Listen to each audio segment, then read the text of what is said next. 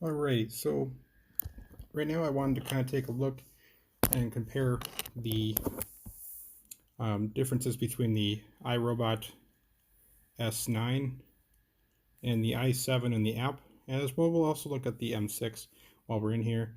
Let me turn off airplane mode here so these connect here. But obviously with the S9 you have the option to change the power setting, whereas the i7 you just have the ability to change how many cleaning passes. So first thing what we'll do is we'll go into settings, and we'll go into our cleaning preferences. So right now I leave it on detailed clean. I haven't used it on quiet clean. I have used it on high power. I've noticed a little bit better cleaning power, a little bit better cleaning with it when it's on higher power, just on the carpeted areas. For the hardwood floors, the detailed clean does just fine. I leave the cleaning passes as automatic. I let the S9 decide how many passes it should do. The quiet clean is just the lowest setting.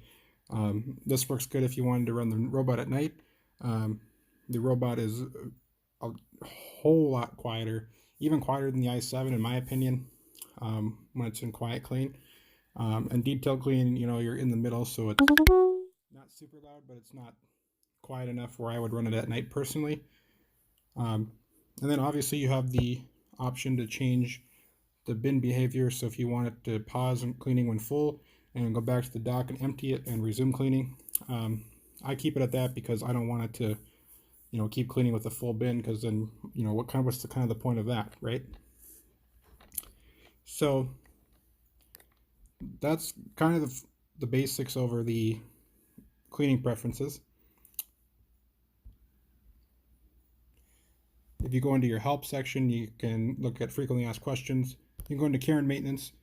This will tell you if you need to clean your bin, your main brushes, if you need to clean those, your core robot, so like the sensors around the robot need to be cleaned.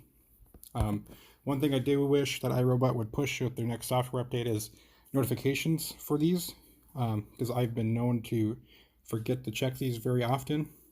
I will clean my robots, every 2 weeks at the most.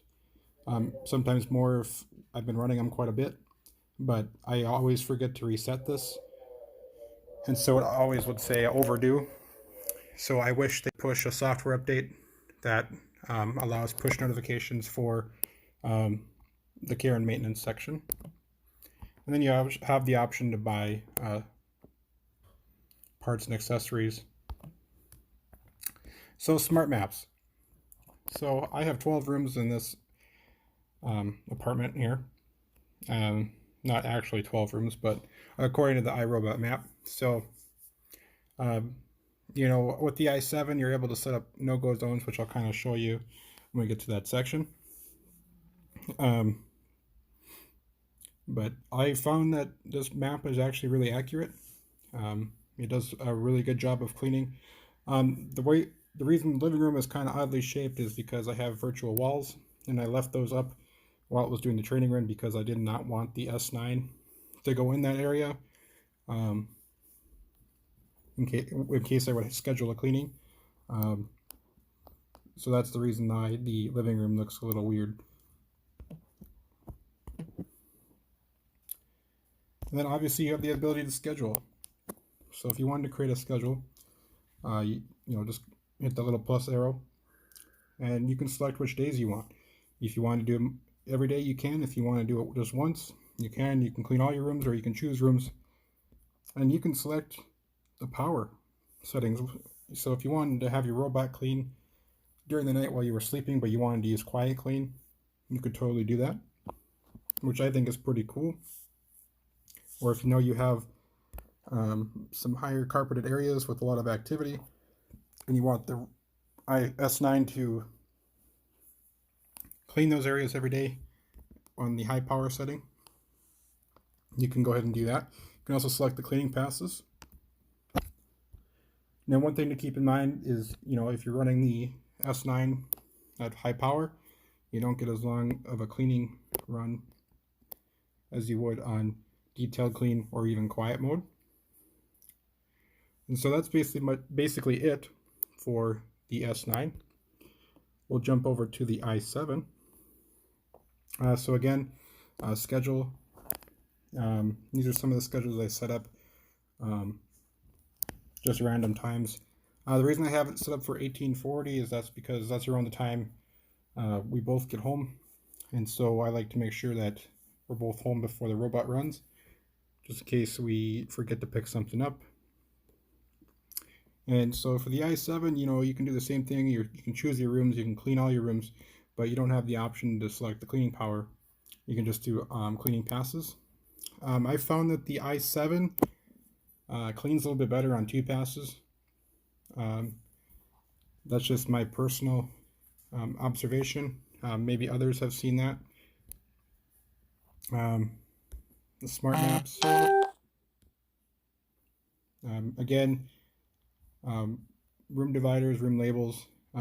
This smart map will look a bit different because when this Roomba i7 went for the training run, I did not have the virtual walls. So keep out zones. So this is kind of a neat feature. So I have a couple of them in the master bedroom. One is the i7 kept getting stuck under a dresser, so I put one right there. And then on the left, there's a nightstand there with some charging cords and stuff. So I created a no-go zone there. And then in the sunroom there, I created one for the dog food bowls. That's where all their stuff is. And then in the living room there, that's where the virtual walls are. I just did this as an extra precaution because sometimes those virtual walls may go dead. The batteries may go dead. So, you just want to make sure that you're fully prepared. So if we wanted to add a no-go zone, the one thing that is kind of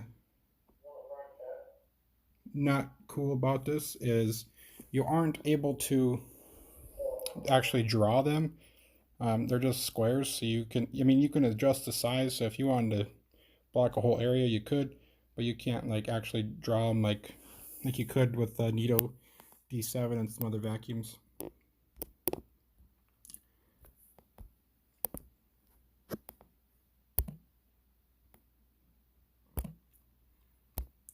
And then again, under care and maintenance, you can look at your health of your robot, your bin, your toy robot,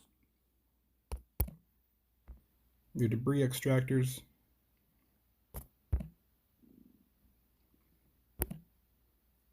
and you can also do the same thing, look at frequently asked questions, documents, owner's guide, quick start guide, and you can also contact iRobot support. And then in the settings, under the cleaning preferences, again, all you have is the ability to choose 1 pass, 2 pass, or automatic.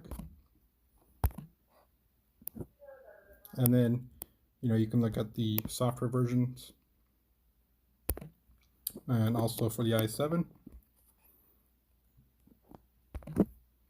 the M6. So the M6 is on a cleaning run right now. So currently I don't have anything scheduled, but you can schedule rooms. So if you want to do that room, that room, and that room, you could hit save.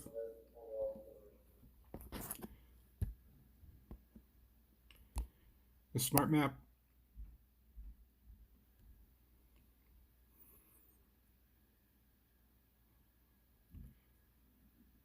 Basically the same setup as the i7 and S9, except for the carpeted areas. And the M6 did have some issues when it did its training run, but I didn't feel like putting it through another training run. And it cleans very well with this map.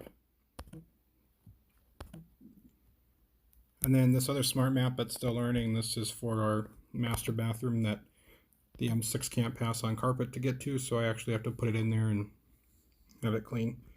And then care and maintenance, you know, this will tell you about your core robot. You can buy cleaning pads. You can look at your cleaning base station. It'll tell you how to clean that. And then it'll tell you how to clean the tank and fill it and all that stuff. And in the settings, you can go into wet mopping preferences, and you can select deep, extended, or standard. So I'm not going to mess with these settings right now because it's on a cleaning run, because the area it's cleaning, I keep it on deep just because that's a high traffic area where the dogs come in and out of. But standard, you know, it's right in the middle on the jet spray mount. And extended is all the way at the end, but you can adjust the jet spray mount on any mode it's on, which is very nice. I found that the M6 does a little bit better in deep cleaning mode. But that's basically it for the app overview. If you have any questions, please like and subscribe, comment, and we'll see you guys next time.